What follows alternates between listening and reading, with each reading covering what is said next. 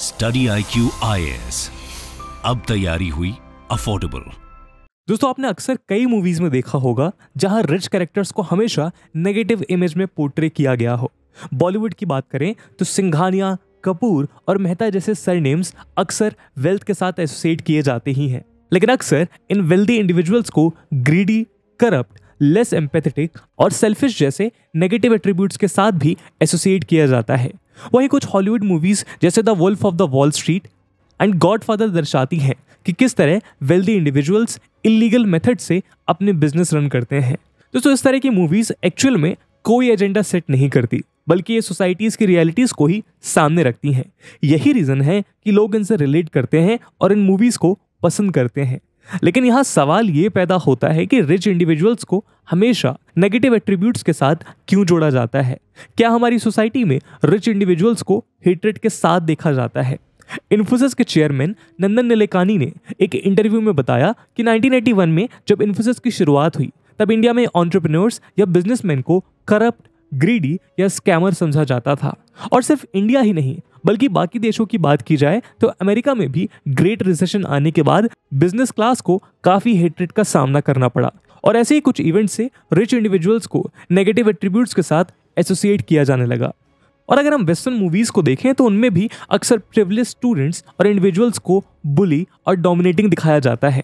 तो दोस्तों, आज इस वीडियो में हम डिस्कस करेंगे कि आखिर क्यों रिच इंडिविजुअल्स को हेट्रेड का सामना करना पड़ता है, और इस बात से भी पर्दा उठाएंगे कि इन इंडिविजुअल से जुड़ने वाले नेगेटिव एट्रीब्यूट्स सही हैं या गलत।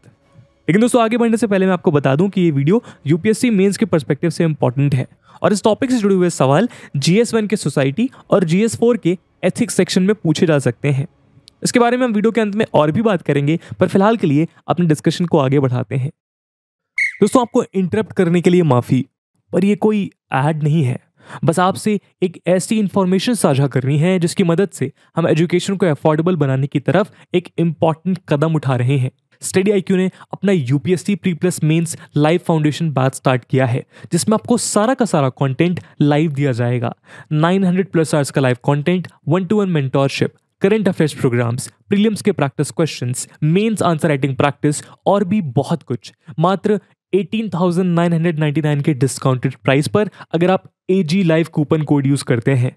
और दोस्तों, साथ ही साथ optional subjects, PSIR and geography के भी बैचेस स्टार्ट होने वाले हैं, जिन्हें आप 12,499 के डिस्काउंटेड प्राइस पर अवेल कर सकते हैं अगर आप AG live coupon code use करते हैं। उन बैचेस में क्लासेस की शुरुआत 22 अगस्त मॉर्निंग 8 AM से हो रही है। बाकी सभी अपडेट्स के लिए आप मुझे मेरे सोशल मीडिया हैंडल्स पे फॉलो कर सकते हैं। दोस्तों, इंडिया की बात की जाए तो यहाँ रिच लोगों के प्रति हेट्रेड का सबसे मेजर रीजन है इनइक्वालिटी। वर्ल्ड इनइक्वालिटी रिपोर्ट 2022 के हिसाब से इंडिया उन कंट्रीज में से एक है जहाँ इनइक्वालिटी सबसे ज्यादा है। इंडिया की टॉप 10% पॉपुलेशन नेशनल इनकम का 57% अर्न करती है। वहीं इसी 10% में से 1% पॉपुलेशन नेशनल इनकम का 22% अर्न करती है और 50% पॉपुलेशन नेशनल इनकम का सिर्फ 13% अर्न करती है।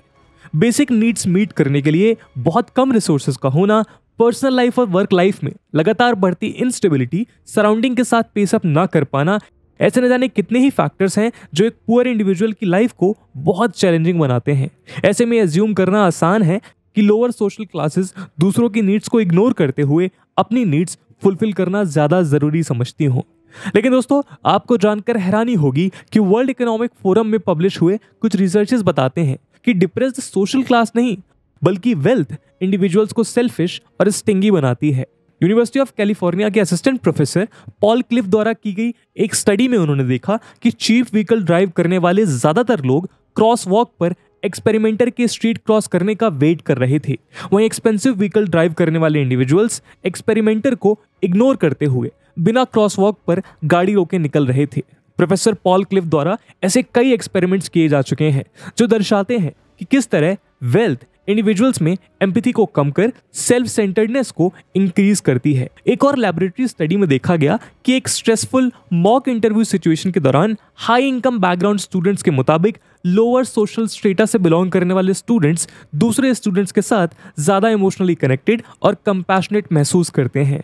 दोस्तों, कई स्टडीज ये भी प्रूव करती हैं कि कैसे वेल्दी इंडिविजुअल्स ग्रीड और अनएथिकल बिहेवियर्स को नॉर्मल कंसीडर करते हैं।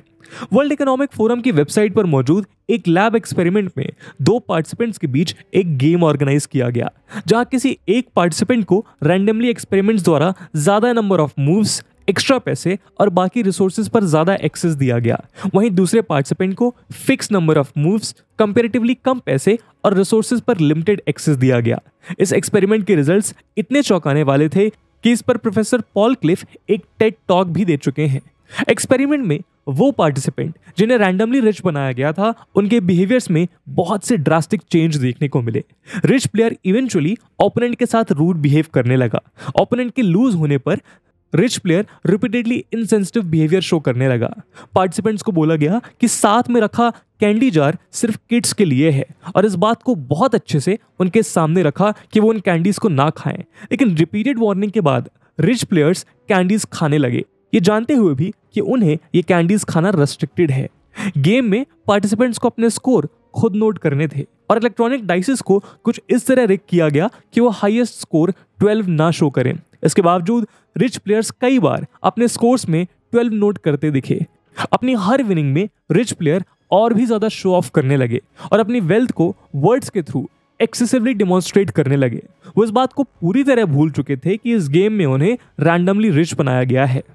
इस एक्सपेरिमेंट की फाइंडिंग्स ने ये प्रूव कर दिया कि वेल्थ की इंक्रीज होने के साथ रिच इंडिविजुअल्स में एम्पैथी और सेंसिटिविटी डिक्रीज होने लगती है और sense of deservingness, entitlement and ideology of self interest बढ़ने लगता है। एक्सपेरिमेंट्स में वेल्दी इंडिविजुअल को ग्रीडीनेस मोरलाइज करते हुए भी देखा गया और यही हमारी सोसाइटी में होने वाले कई इलीगल हाई प्रॉफिट बिजनेस का मेन रीजन भी है। इस तरह के एक्सपेरिमेंट्स रिच इंडिविजुअल्स की कमियों को दर्शाता है, जो हमें इंडिया में भी देखने को मिलता है। दोस्तों, इलीगल तरीकों से काम करने वाले विजय माल्या और नीरव मोदी जैसे बिजनेसमैन और इन लोगों का सपोर्ट करते करप्ट गवर्नमेंट ऑफिशियल्स इंडिया के एटमॉस्फेयर में मिसट्रस्ट की भावना को बढ़ावा देते हैं। आपने कई बार देखा होगा कि किस तरह पुलिस हाई प्रोफाइल केसेस को सॉल्व करने को ज्यादा प्रायोरिटी देती है, वहीं दूसरी ओर लोअर इकोनॉमिक क्लास से बिलोंग करने वाले इंडिविजुअल्स के केसेस कई सालों तक पेंडिंग रह जाते हैं। यही रीजन है कि 2018 में centre for study of developing societies यानी कि CSDS द्वारा किए गए एक पैन इंडिया सर्वे में देखा गया कि 25% से भी कम लोग पुलिस पर ट्रस्ट करते हैं। दोस्तों, इंडिया में हाई इनकम क्लासेस के प्रति हेट्रेड का एक और मेजर रीजन है डिस्क्रिमिनेशन। 2019 में आउटलुक इंडिया में आए नॉवेलिस्ट साकेत मजूमदार के एक आर्टिकल में उन्होंने बताया कि किस तरह प्राइवेट यूनिवर्सिटीज में लोअर सोशल ग्रुप से बिलोंग करने वाले स्टूडेंट्स को डिस्क्रिमिनेशन फेस करना पड़ता है। कुछ स्टूडेंट्स ने बताया कि कॉलेज में उन्हें अपने बैकग्राउंड, क्लोथ्स, अपीयरेंस और ब्रोकन इंग्लिश के लिए कई बार जज किया जाता है। यूनिवर्सिटीज में जहां स्टूडेंट्स को उनकी एबिलिटी और एप्टीट्यूड से इवैल्यूएट किया जाना चाहिए, वहां उन्हें उनके मटेरियलिस्टिक बिलोंगिंग से इवैल्यूएट किया जाता है। ऐसे केसेस हमारी सोसाइटी में प्रेजेंट लोअर सोशल क्लास के प्रति डिस्क्रिमिनेटरी एटीट्यूड्स को दर्शाते हैं, जो 2 क्लासेस के बीच कॉन्टेम्प्ट को फ्यूल करने का काम करते हैं। आपको जानकर हैरानी होगी कि national family health survey 2019 and 20 के अनुसार 49% SC/ST house holds bottom most lowest wealth group में आते हैं। लेकिन दोस्तों, कुछ स्टडीज ऐसी भी हैं जो मानती हैं कि लोअर इनकम ग्रुप अपनी मेंटालिटी के चलते भी ब्लेम गेम ट्रैप में स्टक हैं। Doctor of psychology and co founder of financial psychology institute Bradley T Klontz अपनी कई रिसर्चेस और बुक्स जैसे mind over money and financial therapy में बताते हैं कि किस तरह लोअर इनकम इंडिविजुअल्स कुछ साइकोलॉजिकल बैरियर्स के चलते रिच इंडिविजुअल्स के प्रति रिजेंटमेंट शो करते हैं। और ऐसे ही कुछ साइकोलॉजिकल कंस्ट्रक्ट को ब्रैडली ने कंसल्टिंग साइकोलॉजी जर्नल में published paper the wealthy a financial psychological profile में एक्सप्लोर किया है। आइए दोस्तों, अगले सेगमेंट में हम इस पूरे कॉन्टेक्स्ट के बारे में सिंप्लीफाइड तरीके से समझते हैं।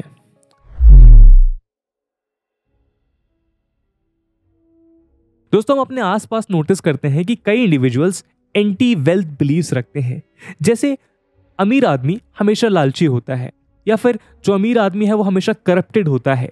लेकिन यही इंडिविजुअल्स एंटी वेल्थ बिलीव्स रखने के साथ ही रिच बनने की डिजायर भी रखते हैं, यानी कि अमीरों को कोसेंगे भी और अमीर बनने का सपना भी देखेंगे। ऐसे कुछ पार्टिसिपेंट्स पर कंडक्टेड स्टडी में ब्रैडली बताते हैं कि किसी पर्सन, प्लेस और ऑब्जेक्ट को साइमल्टेनियसली हेट और एडमायर करने को एम्बीवेलेंस कहा जाता है। साइकोलॉजिस्ट मानते हैं कि एक ऑब्जेक्ट के टुवर्ड एम्बीवेलेंस साइकोलॉजिकल डिस्कम्फर्ट क्रिएट कर सकती है और इसी डिस्कम्फर्ट को ईज करते हुए इंडिविजुअल्स एक कन्वीनियंट साइड ऑफ आर्गुमेंट के साथ स्टिक कर जाते हैं और अपने बिलीव्स उसी के अकॉर्डिंग रीइंफोर्स करने लग जाते हैं।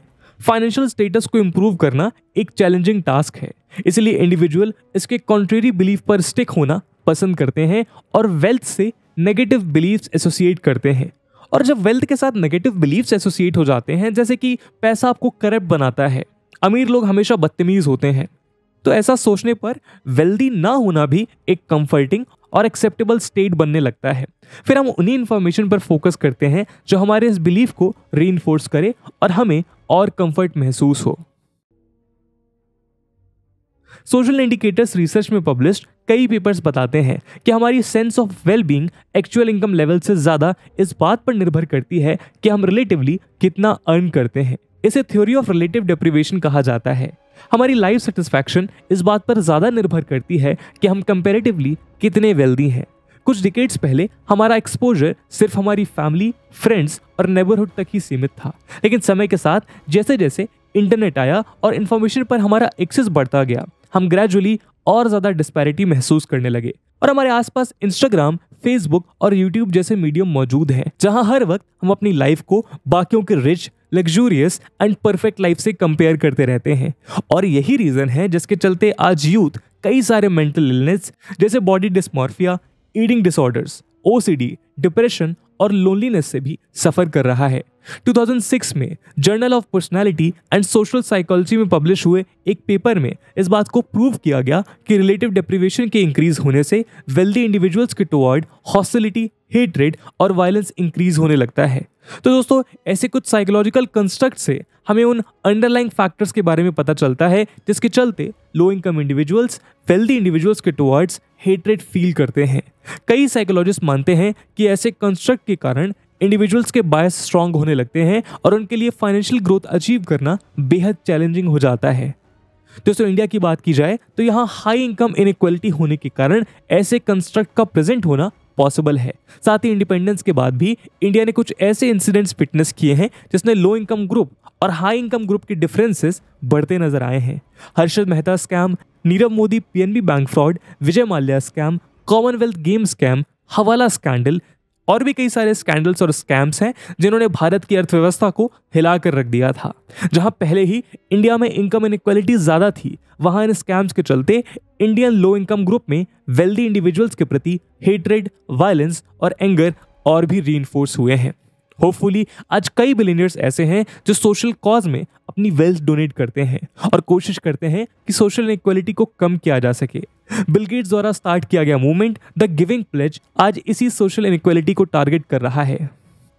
कई सारे फिलैंथ्रोपिस्ट आज इस प्लेज से जुड़कर अपनी 50% वेल्थ तक सोशल कॉज में डोनेट कर चुके हैं।